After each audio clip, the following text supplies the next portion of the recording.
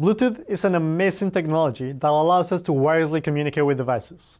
Bluetooth has been around for a long time, but since the introduction of Bluetooth Low Energy, we've seen a massive rise in the number of Bluetooth devices around us, everything from headphones to heart rate monitors. BLE is cheap and consumes very little power, which makes it great for mobile devices. Soon, everything from parking meters to vending machines will have a BLE chip inside. But there is one common problem. To interact with any of these devices, users need to install a native app. An app for the San Francisco parking meter, an app for the Palo Alto parking meter, an app for the Mountain View parking meter. Each app adds massive amounts of friction for users that just want to interact with the device in front of them. Soon, the number of apps in our cell phones will become unmanageable. More importantly, why should you download an app for things that you're going to use once or twice? Wouldn't it be great if all of this just worked directly from a web page? My name is Giovanni, and I'm an engineer on the Chrome team, and I'm here today to talk to you about Bluetooth on the web, and how the Web Bluetooth API that we're implementing in Chrome, combined with the physical web, will change the way you interact with the devices around you. Let's take a step back for a moment and talk about the physical web. The physical web is an early-stage experimental project that allows users to discover devices around them. Using BLE, objects can broadcast a URL that the physical web picks up and presents to the user. For example, a movie poster can broadcast a link to the movie trailer, or a parking meter can broadcast a link to a website where you can pay for parking. Either way, the physical web concept is similar to that of QR codes, but the physical web offers some key advantages. First, the physical web will eventually be part of your smartphone, so there is no need for users to download an app. Furthermore, the physical web is more convenient. Users shouldn't need to climb on a ladder to snap a QR code on their smoke detector. With the physical web, you can seamlessly discover devices and objects around you, but the question remains, how do you connect with them? This is where Web Bluetooth comes in.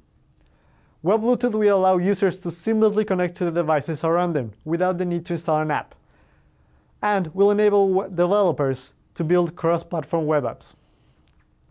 For example, a user would be able to walk up to any parking meter in any city and then use the physical web to navigate to the corresponding web app. Once a user pays for parking, the websites can then notify the parking meter directly using BLE.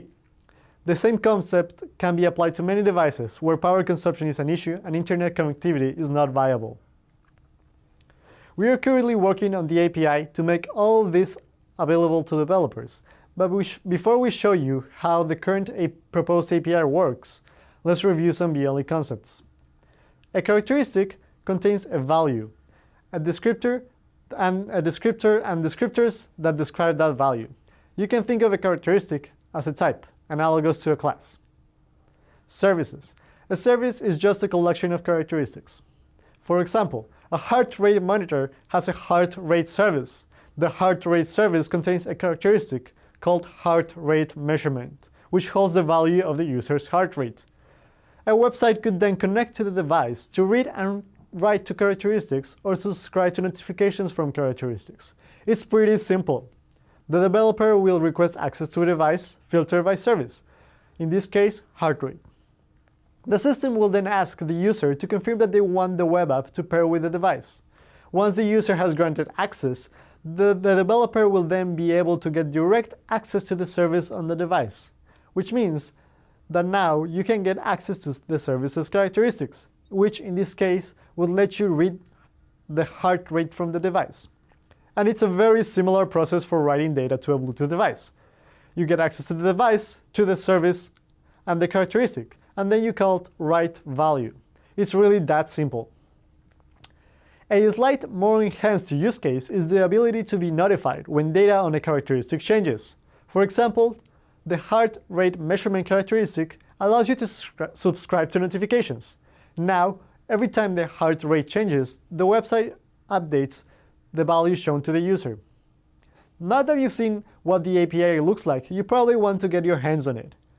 While we work on finishing up the API and integrating it into Chrome, we have built a Chrome Apps polyfill that you can use to try out the API. You can embed the polyfill in a Chrome app and use it in a Chromebook to scan for devices, connect to them, read and write characteristics, and subscribe to notifications in the same way you would using the web Bluetooth API. Don't have a BLE peripheral available? Fret not. We have built an Android app that lets you simulate a BLE peripheral with services and characteristics that you can read, write, or get notifications from. By using both, we are sure you will be able to try out the web Bluetooth API. Today, we have given you a quick glimpse into what we're enabling on the web. You can find out more about how to play with it at this URL.